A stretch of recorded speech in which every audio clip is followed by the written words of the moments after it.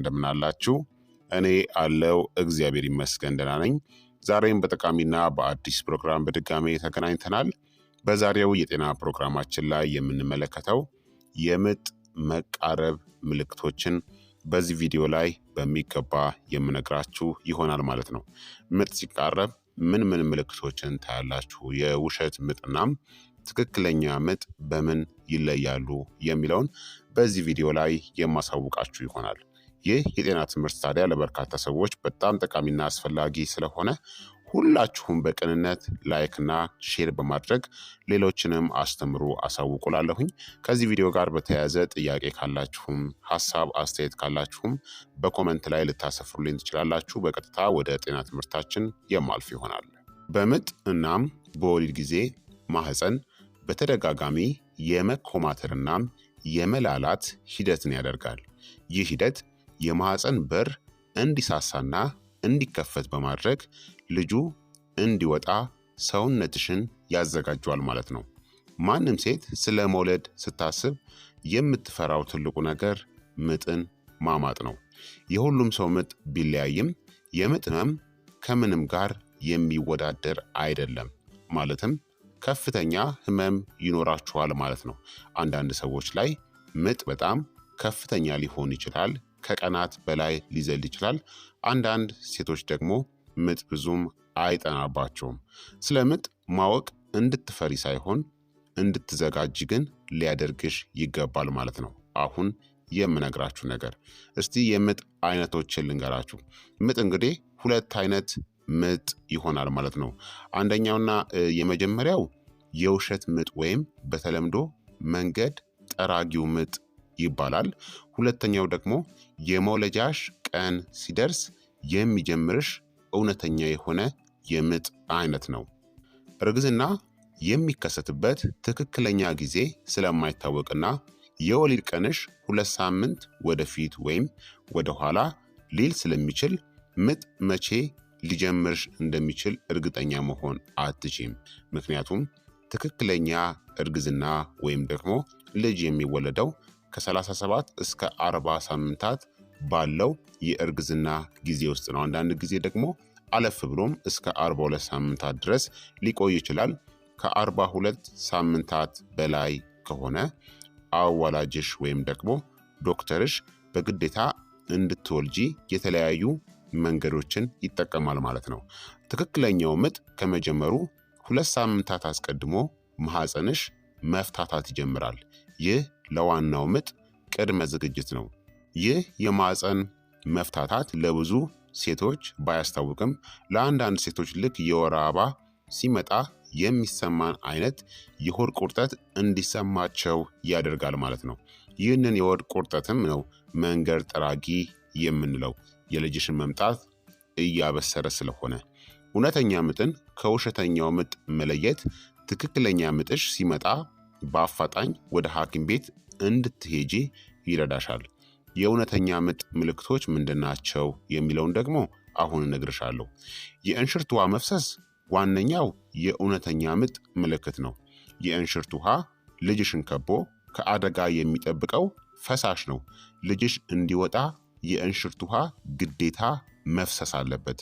በአብዛኛው ጊዜ በምጥ ሰዓት ቢሆንም የሚፈሰው አንዳንድ ሴቶች ላይ ምጥ መጥቶ ወይም ደግሞ ማህፀን ተከፍቶ የእንሽርት ውሃ ላይፈስ ይችላል። የእንሽርት ውሃ ፈሱ ደግሞ ማህፀን ያለመከፈት እድልም ይኖረዋል።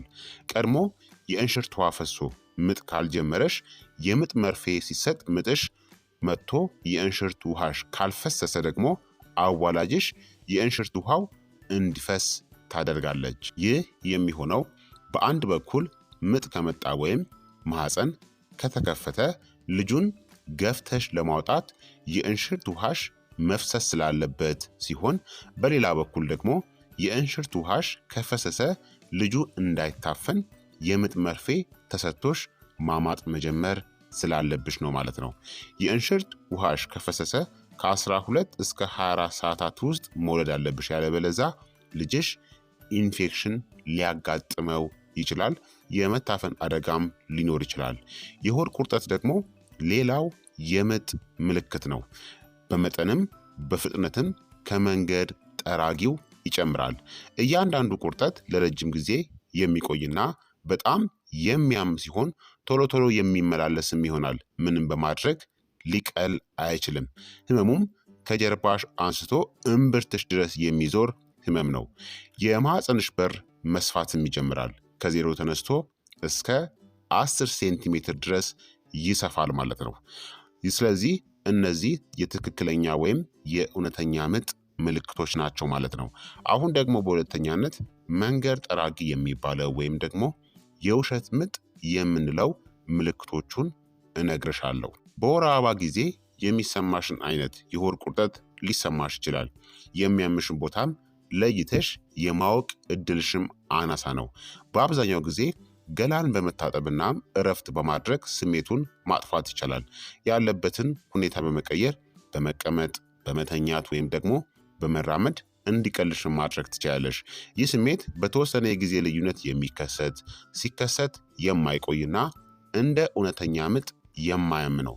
ሆድሽ ከነበረበት ቦታ ለቆ ወደ ታችም ይወርዳል። ይህም የሽንት ቧንቧሽ ላይ ጫናን ስለሚያበዛ ከተለመደው በበለጠ ቶሎ ቶሎም ሊያሸናሽ ይችላል። በእርግዝና ሰዓት የማህፀንሽን በር ዘግቶ የሚቀመጠው ዝልግልግ ፈሳሽ መፍሰስ ደግሞ ሌላኛው የመንገድ መጥረጊያ ወይም ደግሞ የውሸት ምጥ ምልክት ነው። ይህ ፈሳሽ አንዴ ወይም ደግሞ ቀስ እያለ ቀን በቀን ከተለመደው የሴትነት ፈሳሽ ጋርም ሊወጣ ይችላል።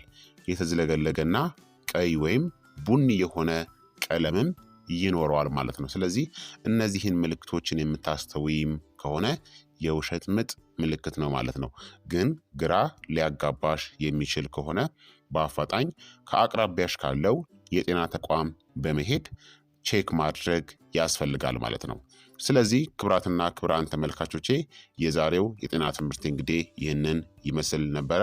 ምጥ ሲቃረብ የሚከሰቱ ምልክቶችን አጠር አድርጌ ነግሬያችኋለሁ ማለት ነው። ይህ የጤና ትምህርት ታዲያ ለበርካታ ሰዎች በጣም ጠቃሚና አስፈላጊ ስለሆነ ሁላችሁም በቅንነት ላይክና ሼር በማድረግ ሌሎችንም አስተምሩ አሳውቁላለሁኝ። ከዚህ ቪዲዮ ጋር በተያያዘ ጥያቄ ካላችሁ፣ ሀሳብ አስተያየት ካላችሁን በኮመንት ላይ ልታሰፍሩልኝ ትችላላችሁ። በቀጣይ የጤና ትምህርት እስከምንገናኝ እኔንም እናንተንም ቸር ያቆየን። መልካም ጊዜ፣ መልካም ቆይታ። ቻው ቻው።